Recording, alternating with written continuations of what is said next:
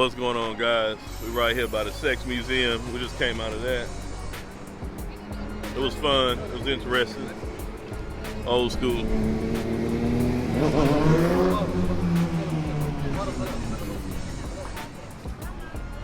All right, what's next on the agenda? We did the boat tour this morning. Did the Sex Museum. We got other tours are back there. we gotta go do some recon at the red light district.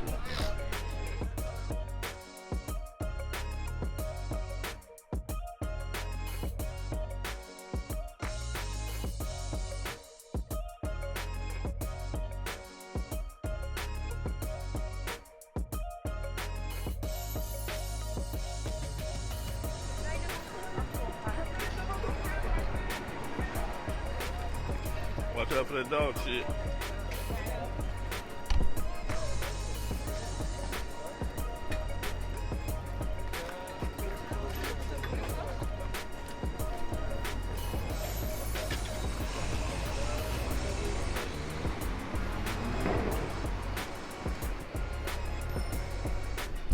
Alright guys, we finna go find us a cigar spot to go smoke some stogies at. Just had another light lunch. I'm high as a giraffe ass.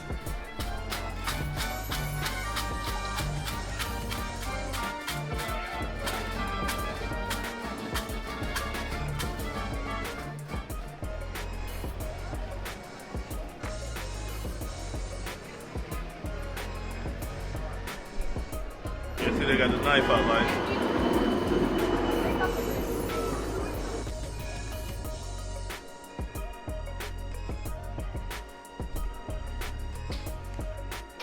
Hello.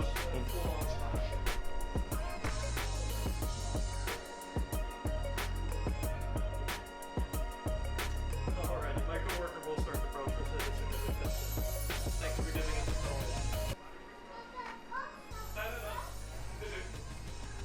call. Alright guys, we finna grab some cigars. What's going on, brother? How you doing today? Alright, thank you. You got any Dominican cigars? No, we're carrying Cubans only. Oh, Cubans only. Well, with the exception of that, no. Oh, okay. Cubans only. Alright, just stopped in the cigar spot right here. Got a cigar. Hello guys, your boy Beau Rakes. Bullshitting in Amsterdam. Found a cigar spot. They only sold Cuban, so had to get the Monte Cristo.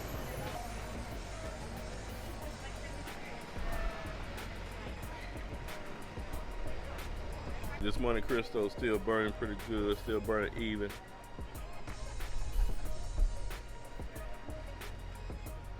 I had to smoke a cigar here just for GP, but this will be the last cigar I smoke on the duration of this trip.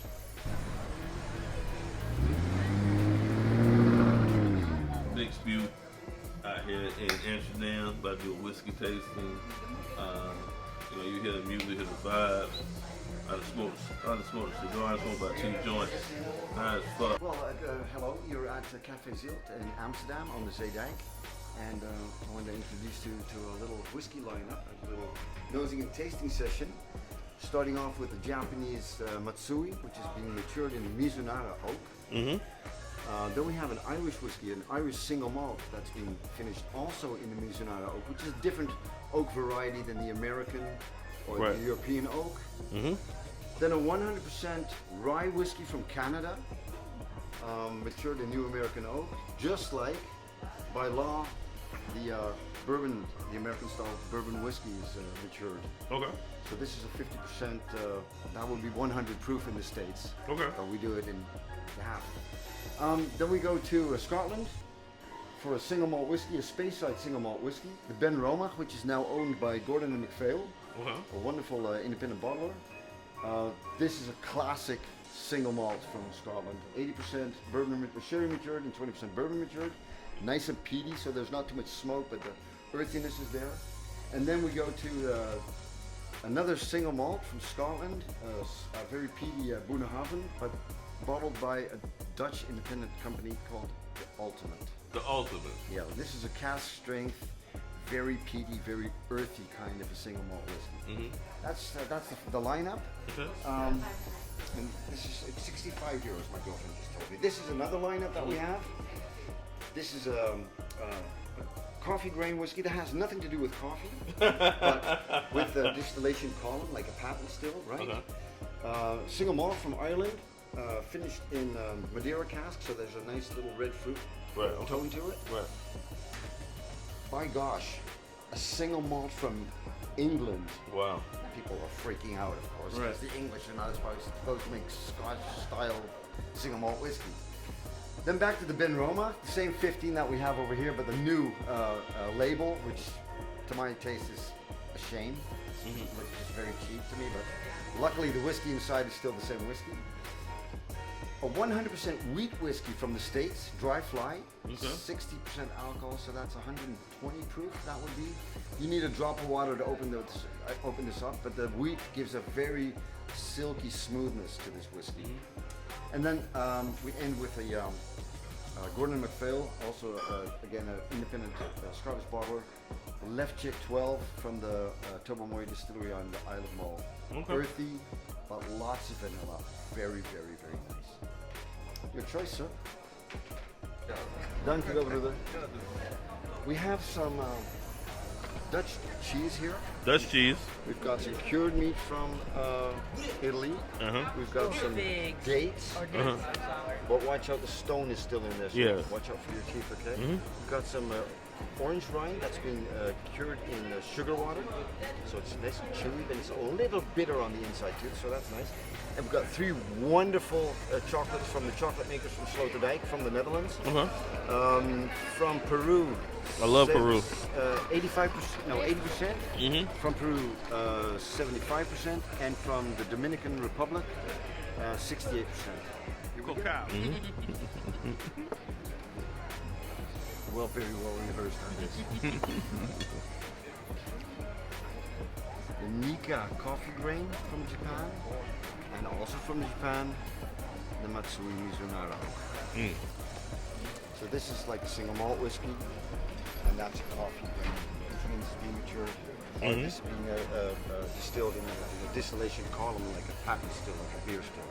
Okay. Very light. This is going to be matured in new American oak cask and ex-bourbon casks. What would a bottle like this cost me?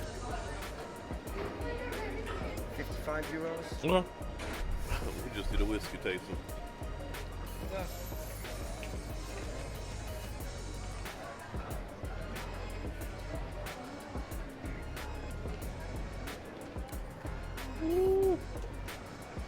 Yeah.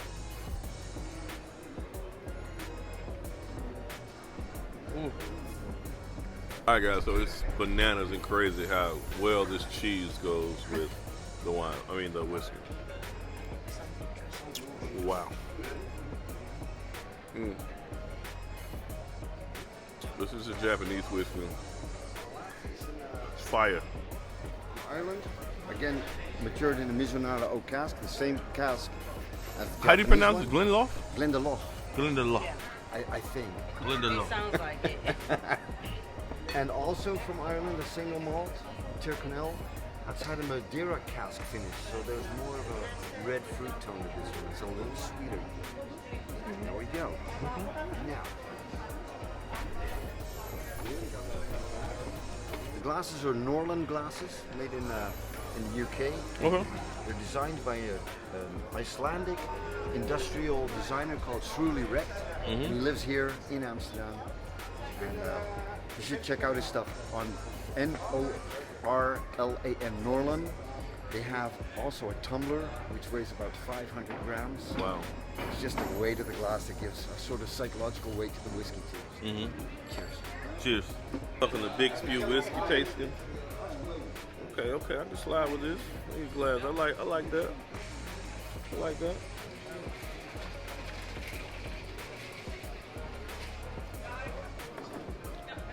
Okay, that's clean. Well, hello there. Hello. We're back again. Round Yep. 3. I'm getting cheeky, right? Yeah, you are. Perfect. Very cheeky. Camera ready. I like that.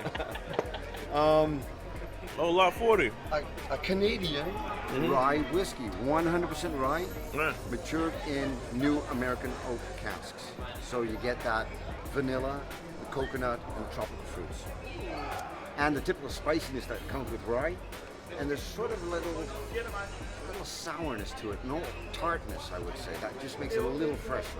Okay. Now for you, I've got something interesting. I have the Lakes single malt whiskey from England. Now the Scots, of course, are going insane over the British being that bold to put a single malt whiskey in the market. That's not something they should be doing, of course, according to the Scotch. The Scots. Right. It's the first batch of a new distillery called the Lakes single malt. So the style is Scottish. It's a little higher in alcohol, it's 60%. Wow. So this absolutely needs more than one drop of water to open it up. Okay. Just be careful when you nose this one and when you. Do I need water for this one? You can take that straight up. Okay. That's no problem at all. No homo. Just be a little cautious with that one. The alcohol just otherwise will burn your palate. Yeah. Next one in this flight, because that's what they call it, right? A Yeah, flight. whiskey flight. There we go, baby. Yeah, That's what they call it. I Whiskey don't know flight. why. Because you're going to take flight with the whiskey. And you might experience some 18 turbulence. 18 years later, and it finally sinks in. Because you may have some turbulence. It's a bumpy ride. Yeah. This one, huh? Okay. You're from the States, sir. Yes, sir. A bourbon. So you're well versed in that or not? I am. I am very much so. Colonel Taylor. Mm-hmm. I think it's 100 proof, so that's 50% alcohol. 100 proof. Well, one of the interesting things about bourbon, I find, is that it's always matured in new American oak casks, and that stems from the Great Depression in the 30s, after the stock market crashed. The States were confronted with the Great Depression, the whole world economy collapsed, and Teddy Roosevelt was president back in the day, and he came up with the New Deal. Mm-hmm. Ja, no? Dit is mijn naam. He came up with a New Deal, a whole set of measures to revive the American industry, economy. And the guys in the forestry and the cooperage decided that would be a good idea to see if they could have a law passed that says that bourbon and rye always has to be matured in new American oak casks. So now we're confronted with something, we're confronted with a flavor that finds its roots in something that is based on an economic motif instead of a creative motif. And 100 years later, we don't discuss the same thing. The cask is responsible for about 80% of the flavor, the color, and the aroma of the whiskey. So we have something, a flavor that has its roots in something economic and not in a creative motif, which is very interesting. Now a lot of these, good evening, Scottish single malt whiskey fanatics, they look down on American product, on bourbon, but again, a great deal of flavor is derived from the cask which is matured, and all these bourbon casks go to Canada, Ireland, Scotland, and Japan to mature their whiskeys in. So it's a little weird that these single malt aficionados, look down on that wonderful bourbon cask and don't understand that a lot of the flavor of the Scottish single malt whiskeys comes from that bourbon cask. So there you go. The Beroma and the Dry Fly. So this is peaty. Mm-hmm. Peaty for me. Peaty for you. Uh-huh. And silky smooth for you, because this is a 100% wheat whiskey. But this is a little bit higher in alcohol. This is 6%, so that's 120 proof. You need water in this one to open it up. But the wheat gives a really nice silkiness to it. Very, very nice. Very interesting. All right. American again, okay? All right, guys, we dabbling in a little fuckery, having a whiskey tasting. You know what I mean? Hey, boo. Get dirty. Hey. She waved. I say around here doing it. There you go. Dead serious with a straight face. Ooh, the smell! With the smell! Pick it up. Pick it up. Tell the people how you feel about it. It's nice. It's real, real nice. Now down the rest of it so you get to your appointment. She'll be back. Exit stage left. Last one in this flight, both very peaty, very outspoken, and both independent bottling. So the people that put the whiskey in the bottle aren't the people that make the whiskey. They just select the right casks. Okay. This is a single cask bottling for you. So this comes from one cask. Let me show you here. It's cask number 10,750. Okay. And then we see here that it's bottle number 283 of 298 bottles. Yeah. So this is very exclusive. Okay. You'll find that every cask matures just a little differently from each other. If you have a cask that's close to the front door of a warehouse, it's colder, there's a lot of air circulation, that's going to mature differently than a cask, for instance, on the third or fourth story of a warehouse where there might be less air circulation and it might be much harder up there. So then you get two different casks, two different maturations, and that's going to influence what's in the bottle. Okay. The whiskey. So this is never going to be the same from cask to cask. This is a much more stable, much more constant product because it's mixed of many different casks put together. Dutch independent bottler and Gordon MacPhail, the oldest Scottish independent bottler. Okay. Thank you very much. Yes. Thank you so much. Thank you very for the much. experience. And every time in Amsterdam, I'm gonna be right here having my whiskey. Great. And after this, I'm gonna need a double Jameson. There you go. Let me see if I got the ones right. Yes, this way around. Thank you, brother, so much. Good health. Cheers. Shout out to you. It's your boy, Beau Rakes, Big Spew, Big Reek.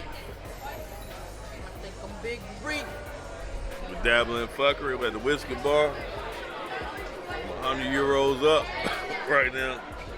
You know, I've been in my bag, I've been in my cup.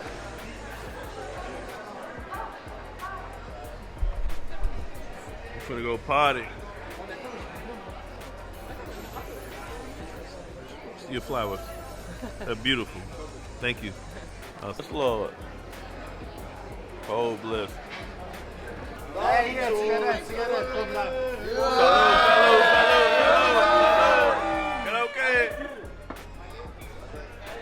Alright, so I ate it yesterday. They had the best pho by far that I had in Europe in the past 3 months.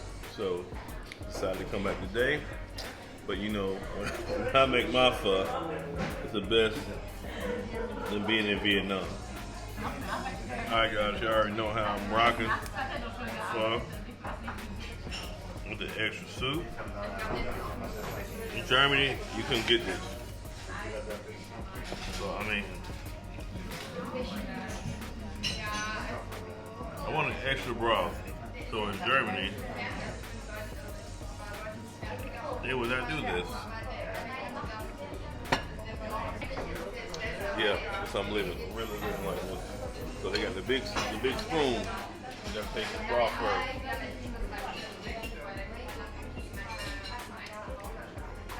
Look at God when they do it. But